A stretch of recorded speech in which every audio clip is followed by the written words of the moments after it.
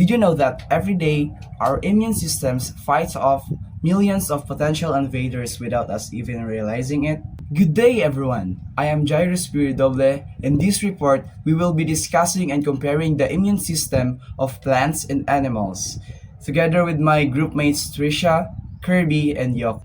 Both plants and animals face constant threats from pathogens, and understanding their immune responses helps improve health, agriculture, and disease control. We will examine the similarities and differences in the immune system responses of plants and animals. This report will first discuss plants' immune systems, followed by animals' immune systems, and conclude with a comparison of two immune systems. Okay, I'll be explaining to you what is the purpose of immune system to animal and plants. We're diving into the fascinating world of immune systems. These incredible defense mechanisms are essential for the survival of all living things, from the smallest plant to the largest animal. But how do these systems work and how do they differ? Let's find out. First, let's look at the animal immune system. I want you to think of your body as well-guarded castle. It needs a protection from invaders like bacteria, viruses, and parasites. These are enemies. These are enemy armies trying to conquer your castle. Your immune system is your castle defense force, working tirelessly to keep you healthy. Now, let's look at the plant's immune system. Plants don't have some kind of immune system and animals, but they've developed their own amazing defense strategies.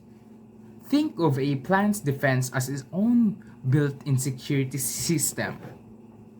Physical barriers, the plant's armor, a plant's outer layers, like bark and waxy leaves, act as protective armor, preventing many harmful things from entering. Thorns and hairs are like extra layers of security. So these are the lines of defense in plants' immune system. First, we have the physical barrier. Second, the effector-triggered immunity or the ETI. Third, we have the innate immunity. And lastly, we have the systemic acquired resistance or the SAR.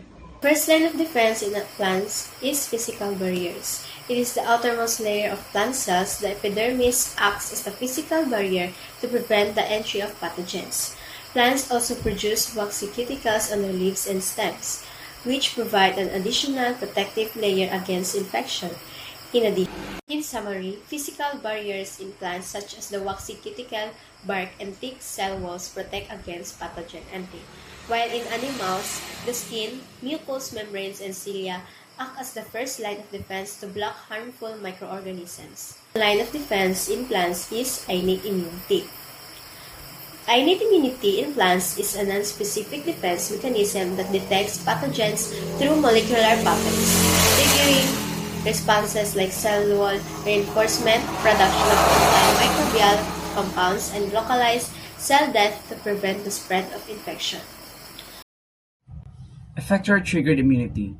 If the pathogen overcomes the pattern-triggered immunity, plants can mount a stronger, more specific immune response through effector-triggered immunity. ETI, or effector-triggered immunity. ETI in plants is a defense system that helps fight off infections. When harmful microbes try to attack, they release special proteins called effectors to weaken the plant. The plant detects these effectors using resistance proteins and respond by activating strong defenses like killing infected cells to stop the spread. This helps the plant to stay protected from the diseases. Systemic acquired resistance is when a pathogen is detected, plants can activate SAR, which involves the production of signaling molecules like salicylic acid that can help the plant recognize and defend against future infections. This creates a sort of immune memory. SAR, or systemic acquired resistance. SAR in plants is a whole plant defense response that helps protect against future infections. When a part of the plant is attacked by a pathogen, it sends signals like salicylic acid to other parts, preparing them to fight off potential infections. These make the entire plant more resistant to a wide range of diseases for a long time. Systematic acquired resistance, or SAR, the plant's alarm system. If a plant is attacked in one area, it can sometimes trigger a response through the whole plant, making it resistant to future attacks. This is like the plant's alarm system, alerting the entire plant to prepare for defense. Rather. See. Chemical defenses. The plants produce that can kill or repel invaders. These are like plants' own weapons, warding off attackers. Think of a spicy chemicals in chili peppers or a toxins in a poison ivy. Sorry. And these are the line of defense in animals. First, we have the physical barrier. Second, we have the innate immunity. And lastly, we have the adaptive immunity. In addition, in animal, physical barriers is also the first line of defense, and these include the skin, fur, feathers, scales, mucous membranes, tears, earwax, mucus, and stomach acid. These barriers prevent pathogens from entering the body. Your first line of defense is your skin acts as the castle's outer walls as a physical barrier, keeping many invaders out. Mucus and other bodily fluids trap invaders like prickly stick traps around the castle. Animals, innate immunity. When pathogen breach physical barriers, the inflammatory response is triggered, which involves the release of signaling molecules like histamine, causing blood vessels to dilate and increasing blood flow to the infected area. This helps immune cells reach the infection site more quickly.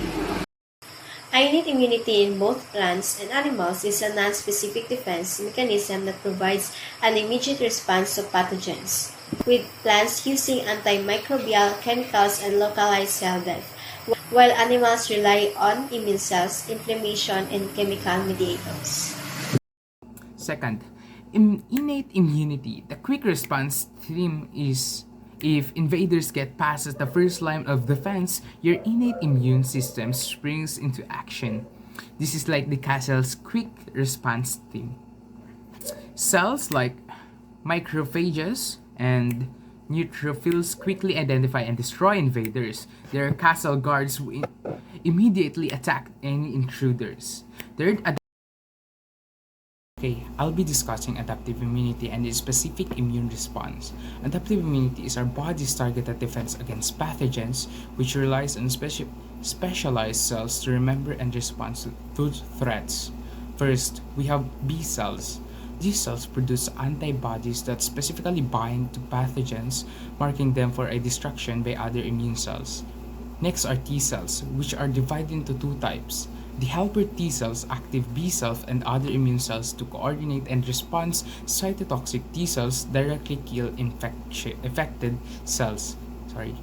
Lastly, after an infection, some B and T cells become memory cells. These ensure a faster and stronger immune response if the same pathogen is encountered again.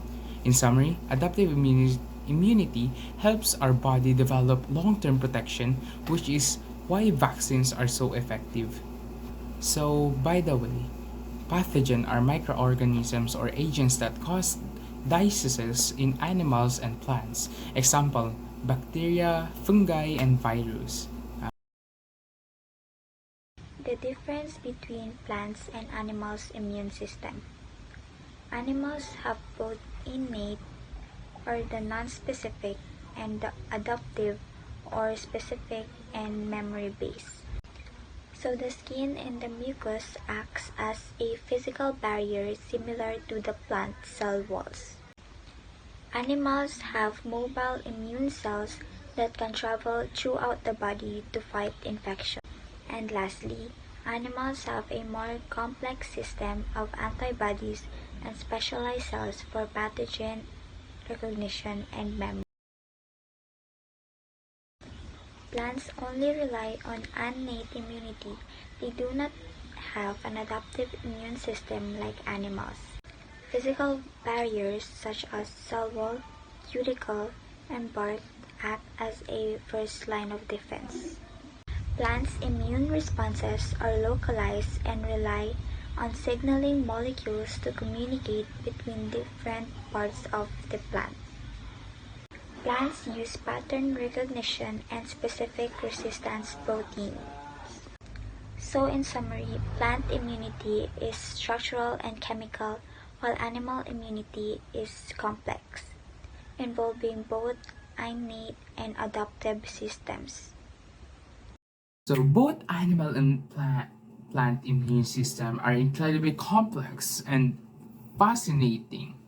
They highlight their remarkable ability of it to adapt and survive in the face of constant challenges.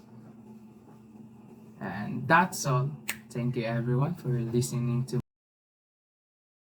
To summarize our presentation, animals and plants use different defense mechanisms against pathogens, yet both seek to survive and remain healthy. Plants have a simple defense mechanisms that recognizes dangerous pathogens and responds by fortifying their cells or eliminating afflicted areas. The more complex systems of animals are able to identify particular pathogens and keep them for protection in the future. And creative methods to avoiding diseases by researching how plants and animals protect themselves. And that's all for our report. Thank you for listening and have a wonderful day.